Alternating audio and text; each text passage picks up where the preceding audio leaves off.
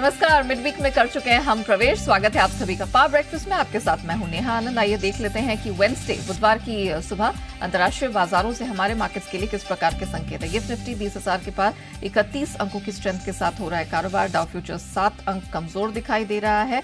Flat trade यहाँ पर flat to positive trade Nasdaq futures में, जो कि 3.5 अंक मजबूत इस समय दिख रहा है। और कह सकते हैं कि मिला जुला सा रुझान यहाँ पर एशियन मार्केट्स में दिख रहा है, जहाँ जापानीज मार्केट निके इस समय 2 से 3 अंक ही मजबूत रह गए हैं और बाकी जितने मार्केट्स खुल रहे हैं उनमें फ्लैटिश सी बिल्कुल ओपनिंग होती हुई दिखाई दे रही है। कच्चा तेल निकल गया $92 के पास और सोने चांदी में है छोटा दायरे का ट्रेड। क्या कुछ हुआ अंतर्राष्ट्रीय बाजारों में और किन ट्रिगर्स पर रखनी है नजर, पूरी डिटेल लेकर दीपांशु हमारे साथ जुड़ चुके हैं। दीप, मॉर्निंग। क्या कुछ हुआ है इंटरनेशनल मार्केट्स में, कुछ बड़ा हुआ है और कहाँ नजर रखनी है? ऐसा ज़्यादा कुछ बड़ा नहीं हुआ है। सबसे बड़ी बात तो कल ऑफ कोर्स एप्पल के नए प्रोडक्ट्स की लॉन्च ही थी। नया आईफोन 15 आ गया है और इसका इंतज़ार भी था बाजार को, सबको। ऑफ कोर्स टेक्नोलॉजी अपग्रेड्स इनके काफ़ी आए हैं। अब तक का लाइटेस्ट आईफोन इसे बताया जा रहा है। टाइटेनियम केसिंग भी है। 4 वेरिएंट्स में इसे लॉन्च किया गया है, तो उस पर बाजार की नज़र है। IPhone 15, iPhone pro, iPhone pro max करके 4 कैटेगरीज में ये लॉन्च किया गया है। भारत के प्राइजेस की बात करेंगे तो 80,000 से 1,60,000 में ये 4 वेरिएंट्स आपको मिलेंगे, तो काफ़ी एक्साइटमेंट था इसको लेकर। इसके अलावा नई आई वॉच आपके लिए लॉन्च हो रही है, USB-C पोर्ट के साथ आपको ये आते हुए दिख रहे हैं। नए एयरपॉड्स भी आते हुए दिख रहे हैं, तो वहाँ पर भी है। कुछ और टेक्नोलॉजिकल रिलेटेड अपग्रेड्स भी इन्होंने दिखाए हैं। बट बाजार लॉन्च के बाद थोड़ा निराश हुआ। 0.25% आपने एप्पल के शेयर को कल गिरते हुए देखा। वो इसलिए है क्योंकि जो एंट्री लेवल पर इन्होंने प्राइसिंग करी है $999 जो US में है, $1,000 की, वो पिछले आईफोन वर्जन में भी यही आपका एंट्री प्राइस था। तो एंट्री प्राइस में इन्होंने बदलाव नहीं किया है, तो एक तरह से बाजार ने इसे नेगेटिव लिया है कि इन्होंने अपना एंट्री प्राइस बढ़ाया नहीं है, तो शायद थोड़ा आगे जाके मार्जिन प्रेशर इसकी वजह से दिख सकता है। बट दूसरी तरफ से बाजार इसे पॉजिटिव भी देख रहा है, क्योंकि एप्पल को रियलाइज हो रहा है कि एंट्री लेवल पर उन्हें अपनी सेल्स बढ़ाने की जरूरत है, या फिर जो पुराने यूजर्स हैं आईफोन के उनको अपग्रेड कराने की जरूरत है, इसलिए उन्होंने एंट्री लेवल फोन का प्राइस बढ़ाया नहीं है। तो दोनों तरफ से इसका इंटरप्रिटेशन किया जा रहा है। बट ऑफ कोर्स कल लॉन्च के बाद करीब 0.25% आपके लिए शेयर फिसला और पिछले हफ्ते में करीब 7% की गिरावट आपको यहां पर आती हुई दिख रही है। तो एक तरह से एप्पल के शेयर में रिसेंटली प्रेशर है, और एक जो उम्मीद थी कि नए लॉन्च से आप देखेंगे कि शेयर में रिबाउंड आते हुए दिखे, वो तो कल नहीं हुआ। इनफैक्ट लॉन्च के बाद 0.2% नीचे ही आपको बंद होते हुए दिखा है। अमेरिकी बाजारों में भी देखें तो कल 3 दिन की तेजी पर आपको ब्रेक लगते हुए दिखा है। डाउ की रेंज थोड़ी बड़ी थी, इससे पहले 2 सेशन में 200 पॉइंट की रेंज थी, कल हमने 300 पॉइंट की रेंज देखी। इंट्राडे में एक बढ़िया मूव आई और फिर उतनी ही शार्प आपने गिरावट भी आते हुए देखी। तो दिन की ऊंचाई से करीब 200 अंक फिसलकर डाउ ऑलमोस्ट फ्लैट बंद हुआ है, 20 अंक नीचे आपको बंद होते हुए दिखा है। नास्डैक में ऑफकोर्स ज्यादा प्रेशर आपको आते हुए दिखा और ये एक्सपेक्टेड भी था। 1% कल नास्डैक आपके लिए फिसला है। एक तो एप्पल की वजह से प्रेशर आते हुए दिखा, दूसरा ऑरेकल की वजह से हमने प्रेशर आते हुए दिखा। अब परसों ये ऑरेकल के नंबर्स आ गए थे, पोस्ट मार्केट ट्रेडिंग में 9% नीचे था। कल 13.5% इंट्राडे में ये शेयर आपको टूटते हुए दिखा है, जो 21 साल में सबसे खराब परफॉर्मेंस थी इस कंपनी के लिए। तो एक्सपेक्टेड था कि नास्डैक के लिए कमजोर सेशन होने वाला है। जब हमारे बाजार भी बंद है तो नास्डैक फ्यूचर ज्यादा प्रेशर दिखा रहे थे, और उसी लिहाज से हमने देखा कि कल आपके लिए ऑरेकल 13.5% टूटा, इसलिए नास्डैक में प्रेशर आते हुए दिखा। उसके सामने रसल 2000 ये आपके लिए सपाट रहा। विक्स इनका कल 3% ऊपर आते हुए दिखा है। तो ये पूरा एक्शन था जहां तक अमेरिकी बाजारों का सवाल है। स्टॉक स्पेसिफिक डे था, थोड़े एनर्जी शेयर्स में आपने खरीदारी आती हुई देखी थी, बट अदरवाइज कुछ और ज्यादा बड़ी मूव्स नहीं आई हैं। आज के लिए इंपॉर्टेंट आपके लिए अगस्त महीने का रिटेल महंगाई डेटा रहने वाला है। सबकी नजर इस पे पड़ी हुई है, क्योंकि एग्जैक्टली एक हफ्ते बाद 20 तारीख को फेड की पॉलिसी भी आने वाली है।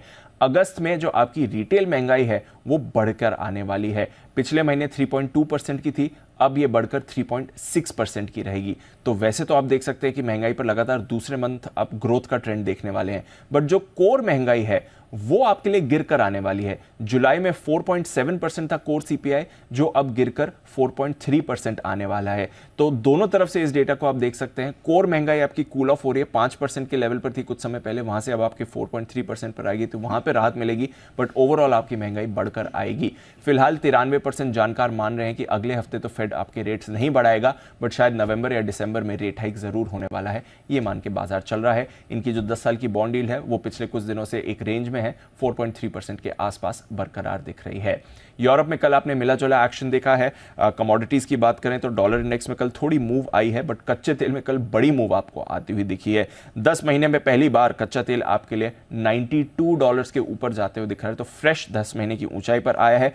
ओपेक ने 2023 का तेल डिमांड ग्रोथ मजबूत रहने का अनुमान लगाया है। हालांकि आईईए इन्होंने 2024 के लिए डिमांड ग्रोथ का आउटलुक घटाया है। डिमांड बढ़ेगी 2024 में, बट जो पहले आउटलुक था उसके मुकाबले थोड़ी कम बढ़ेगी। सितंबर के महीने में भी कह रहे हैं कि डिमांड थोड़ी घटने वाली है। तो दोनों तरफ के आपके आउटलुक आ रहे हैं, बट कल कच्चा तेल आपके लिए फिर से बढ़कर आया है। $92 के ऊपर इस समय ब्रेंट ट्रेड करते हुए दिख रहा है। सोने में नरमी छाई हुई है, करीब 1 हफ्ते के निचले स्तर पर 2 हफ्ते के निचले स्तर पर सोना ट्रेड कर रहा है। चांदी में मुनाफा वसूली हुई है और बेस मेटल्स में भी आपने कल खराब दिन ही देखा है। तो ओवरऑल थोड़े सुस्ती के संकेत एक बार फिर से बाजार से आ रहे हैं, कुछ ज्यादा खास हुआ नहीं है। आज अहम डेटा आने वाला है और आज के बाद अगले 2 ट्रेडिंग सेशन भी अहम डेटा ही रहेगा, तो उस पर बाजार का रिएक्शन आते हुए जरूर दिखेगा। चलिए, तो महत्वपूर्ण डेटा पर रहेगी नजर, लेकिन अब तक जिस तरह का परफॉर्मेंस रहा है उस पे आज हमारे मार्केट कैसे रिएक्ट करते हैं ये देखने वाली बात होगी। धन्यवाद दीप पूरी डिटेल के लिए। आइए आगे बढ़े, उससे पहले देख लेते हैं कि कल यानी कि मंगलवार को संस्थागत निवेशकों का प्रदर्शन किस प्रकार का रहा है। बिकवाली आते हुए देखी है और ये 1000 करोड़ से ऊपर की ही बिकवाली हमने एफआईआईज की तरफ से कैश स्पेस में देखी है। घरेलू संस्थागत निवेशकों की तरफ से हल्की फुल्की ट्रिपल डिजिट में 260 करोड़ के आसपास की खरीद निकलकर आती हुई दिखाई दी है। अब जिस तरह के मौजूदा ग्लोबल संकेत है उन सबके बीच हमारे मार्केट्स में आज आपको क्या रणनीति अपनानी है, सब पर बात करने के लिए जी बिजनेस के मैनेजिंग एडिटर अनिल सिंह भी हमारे साथ जुड़ चुके हैं।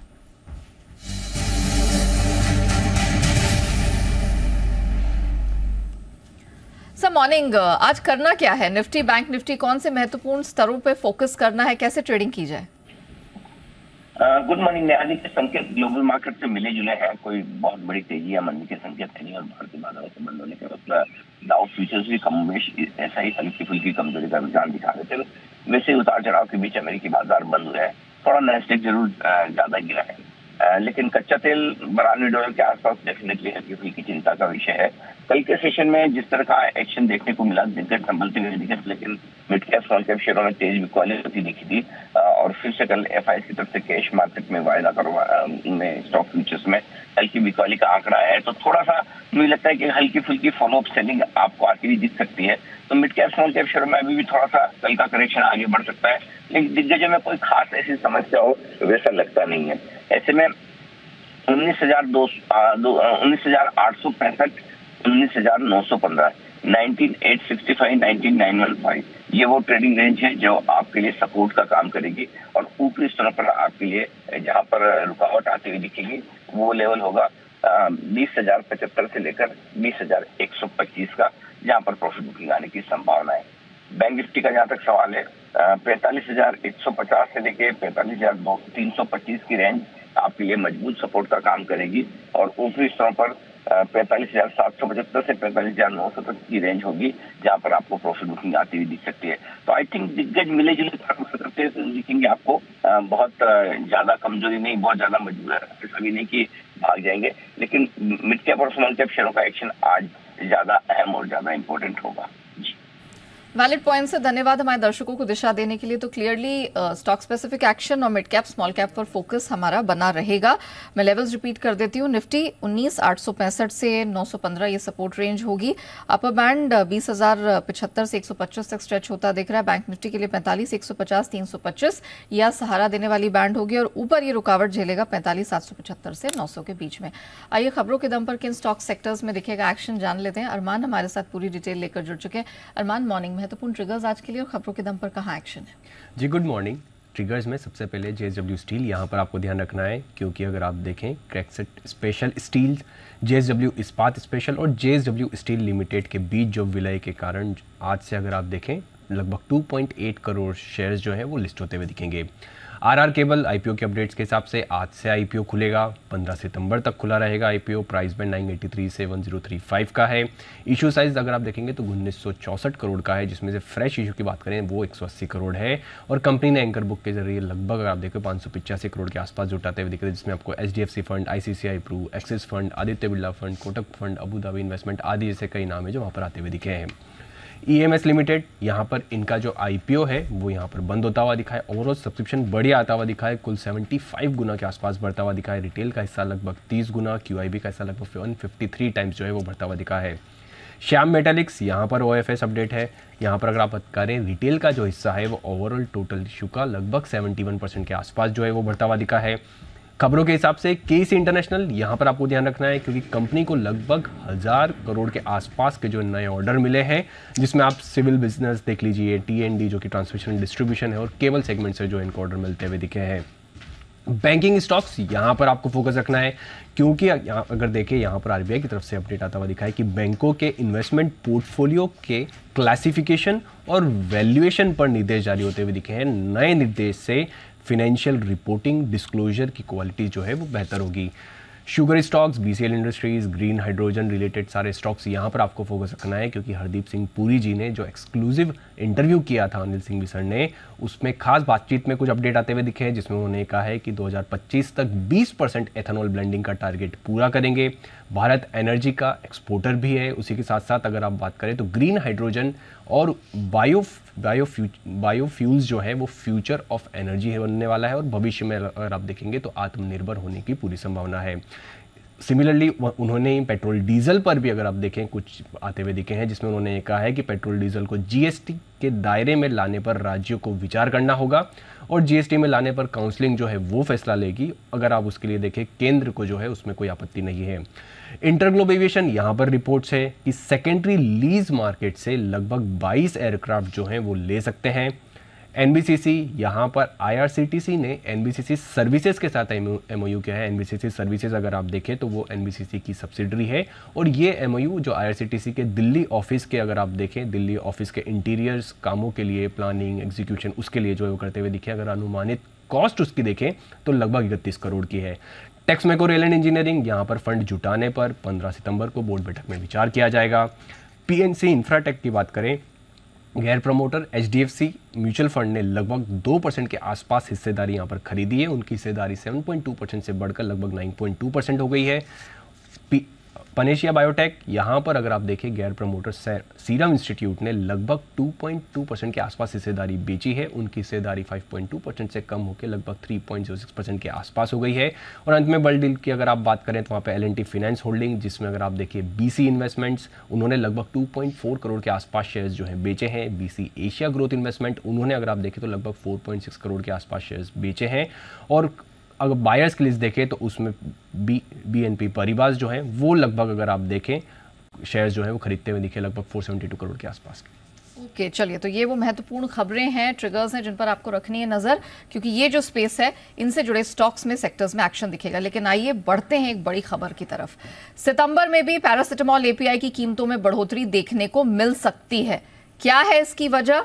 पूरी एक्सक्लूसिव डिटेल लेकर मेरे सहयोगी नुपुर इस वक्त मेरे साथ जुड़ चुकी हैं। नुपुर, जरा बताइए कौन सी एक्सक्लूसिव डिटेल है आपके पास और क्यों यहाँ दामों में बढ़ोतरी दिखेगी? बिल्कुल, जो चाइना में कंसर्न्स चल रहे हैं API को लेकर पैरासिटामोल के, उसकी वजह से सितंबर के महीने में भी 9 से 22% की जो दाम में कीमत बढ़कर आ सकती है, क्योंकि जो API जो पैरासिटामोल के API में जो बेसिक कंपोनेंट यूज़ होता है उसकी दिक्कतें फिलहाल चाइना में चल रही है। उसकी प्लांट के क्लोजर्स पे होते हुए हम देख रहे हैं, जिसके चलते अब ये कहा जा रहा है कि सितंबर के महीने में भी जो पैरासिटामोल के जो प्राइसेस है, API के जो प्राइसेस है वो 9 से 22% तक बढ़ने की उम्मीद है। इनफैक्ट आने वाले 3 महीने अक्टूबर, नवंबर, दिसंबर में भी जो API के प्राइसेस रहेंगे पैरासिटामोल के वो उच्चतम रह सकते हैं, क्योंकि चाइना में सप्लाई के कंसर्न से, लॉजिस्टिक्स के कंसर्न से, साथ ही साथ जो बेसिक रॉ मटेरियल इसमें यूज़ होता है पैरासिटामोल के API में वो फिलहाल वहाँ पे दिक्कतें आ रही है, उसकी मैन्युफैक्चरिंग में कंसर्न है, उनके प्लांट क्लोजर्स है, जिसके चलते यहाँ पे जो मेन प्रोडक्ट है पैरासीटामोल का API वो बनने में प्रॉब्लम हो रही है। अगस्त के महीने में भी हमने देखा था कि US के बाज़ार में करीबन 22% से दाम बढ़े थे, और इस महीने भी यही उम्मीद है कि फर्दर 9 to 22% की बढ़त आपको दाम में देखने को मिल सकती है। बड़ी दिक्कत है चाइना में, और चाइना एक ग्लोबल हब है पैरासीटामोल को लेकर, तो वहाँ से प्रॉब्लम सामने आ रही है, जिसकी वजह से आपको प्राइसेस में भी इम्पैक्ट नजर आएगा। हमारे लिए पॉजिटिव है क्योंकि ग्रैन्यूल्स IOL केमिकल्स बड़े मैन्युफैक्चरर्स है, डेडिकेटेड फैसिलिटीज़ है पैरासीटामोल API को लेकर। हालांकि बाकी की फार्मा कंपनीज भी बनाती है, लेकिन ये 2 बड़े प्लेयर्स है और यहाँ पे डेडिकेटेड मैन्युफैक्चरिंग यूनिट है, तो इनके लिए अच्छी खबर है API के दाम बढ़ते हैं। तो चलिए, तो ग्रैन्यूल्स IOL केमिकल्स आज खास हमारे रडार पर रहेंगे और उस खबर का फायदा क्लियरली इन दोनों स्टॉक्स को मिलता नजर आएगा। धन्यवाद नुपुर, वो पूरी एक्सक्लूसिव डिटेल दर्शकों के सामने रखने के लिए। आइए हमारे साथ अब मार्केट एक्सपर्ट भी जुड़ चुके हैं, उनका व्यू ले लेते हैं। ग्लोब कैपिटल मार्केट्स के हिमांशु गुप्ता जी हमारे साथ इस समय शो में शामिल हो चुके हैं। हिमांशु जी, बहुत स्वागत है आपका। हमने देखा नए रिकॉर्ड स्तर बनने के पास ऑफ कोर्स बाजार में भारी उतार चढ़ाव देखने को मिला, लेकिन चुनिंदा स्टॉक सेक्टर्स में हमने भरपूर एक्शन बनते हुए देखा है। उसी में से एक है KEC इंटरनेशनल। कंपनी को 1012 करोड़ का नया ऑर्डर मिला है। सिविल बिजनेस को डेटा सेंटर FMCG सेगमेंट के कुछ प्रतिष्ठित ऑर्डर इन्हें मिले। KEC इंटरनेशनल ये लगातार रडार पर रहा है, जरा बताइए क्या व्यू बन रहा है? गुड मॉर्निंग जी। देखिए, KEC इंटरनेशनल एक आउट परफॉर्मिंग स्टॉक रहा है, लगातार अच्छी तेजी स्टॉक में हमने बनते हुए देखी है। और कल बाजार की वॉलेटिलिटी में जब मिड कैप और स्मॉल कैप में थोड़ा सा एक वॉलेटिलिटी देखने को मिली, तब इस स्टॉक ने लगभग 638-640 रुपए का लो टेस्ट किया। तो मुझे लगता है वो लेवल काफी अच्छे सपोर्ट की तरह काम कर सकते हैं, और कोई भी गिरावट स्टॉक में 650 के आसपास मिलती है तो वहां पर खरीदारी करें। एग्जिस्टिंग पोजीशन अगर आपके पास है लंबी से मीडियम अवधि के लिए तो बिल्कुल बने रह सकते हैं। चार्ट सेटअप स्ट्रक्चर पॉजिटिव है। मेरा मानना है स्टॉक पोजिशनली 730-750 रुपए तक जा सकता है। क्लोजिंग बेसिस पर 635 रुपए के नीचे के स्टॉप लॉस के साथ स्टॉक में बने रहें। ओके, और आपकी बेस्ट पिक्स आज कहां से आएंगी? जी नहीं, तो मैं 2 लार्ज कैप के साथ जाना चाहूंगा। पहला हमने कल देखा कि बाजार में IT की तरफ से, लार्ज कैप IT की तरफ से एक सपोर्ट आता हुआ नजर आया। TCS में एक शानदार ब्रेकआउट देखने को मिला है कल के सेशन में, और मुझे लगता है ना केवल आज बल्कि शॉर्ट टर्म में भी TCS की तरफ से एक आउट परफॉर्मेंस अब फाइनली आती हुई नजर आ सकती है। 3580 के आसपास का यहाँ पर बंद है। 3560-3570 ये जोन खरीदारी के लिए अच्छा लेवल है, 3540 के स्टॉप लॉस के साथ। मेरा मानना है अपसाइड में 3650 और 3700 तक के टारगेट 1 से 2 दिनों में TCS में आते हुए नजर आ सकते हैं। दूसरा, प्राइवेट सेक्टर बैंक की तरफ से जो लार्ज कैप बैंक हैं वहां पर एक अच्छी कल स्ट्रेंथ देखने को मिली, और बाजार में कल ICICI बैंक की जो पॉजिटिव न्यूज थी उसको कहीं बहुत ज्यादा अप्रिशिएट नहीं किया शायद बाजार की वॉलेटिलिटी के चलते, बट मुझे लगता है ICICI बैंक अभी भी रडार पे रहना चाहिए। यहाँ पर 985-987 अच्छे सपोर्ट लेवल्स हैं जहां पर फ्रेश एंट्री की जा सकती है। 980 के नीचे का क्लोजिंग बेसिस पर स्टॉप लॉस मेंटेन करके 1020-1025 तक का टारगेट ICICI बैंक में आज के सेशन में आता हुआ नजर आ सकता है। वेरी वेल, धन्यवाद हिमांशु जी हमारे साथ जुड़ने के लिए। दिग्गजों में 2 बेहतरीन पिक्स TCS और ICICI बैंक आती हुई। कमोडिटी बाजार की रणनीति समझते हैं। हमारे साथ HDFC सिक्योरिटीज के अनुज गुप्ता शो में शामिल हो चुके हैं। अनुज जी, गुड मॉर्निंग, बहुत स्वागत है। पहले तो कच्चे तेल पर व्यू दीजिए। $92 के पार निकल गए इंटरनेशनल मार्केट में। 10 महीने में पहली बार नए लेवल्स देखने को मिल रहे हैं, तो जरा बताइए हमारे मार्केट्स में क्या करना है? Neha ji, good morning. देखिए, हम लास्ट टाइम भी डिस्कस कर रहे थे कि $93 के लेवल आते हुए दिखाई देंगे, तो उसकी तरफ ही जाता हुआ दिखाई दे रहा है।